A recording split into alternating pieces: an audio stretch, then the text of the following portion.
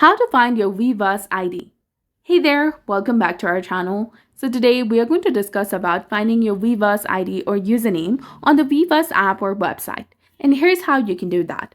If you're using your mobile device, open the Weverse application and log into your specific account. Then tap on the More icon from the bottom right corner of the screen. Now, tap on your profile icon, which is my account, in the top right corner of the screen as well. This will take you to my info page.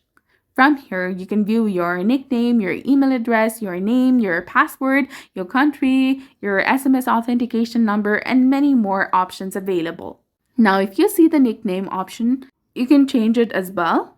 And this is exactly the username that you're searching for. Your Weverse ID is your username. So if you go to settings in the top and under account settings, you will see the option of nickname. And here you can see the displayed username. So this is your Weverse ID or username. And on PC or laptop, you can go to weverse.io, click on the profile icon in the top, and click on My Profile or view your profile from the artist community page. And your Weverse ID will be on your profile page or next or below your name. So that's it for this video. I hope you found it helpful. If you did, please like, share, and subscribe. Thanks for watching.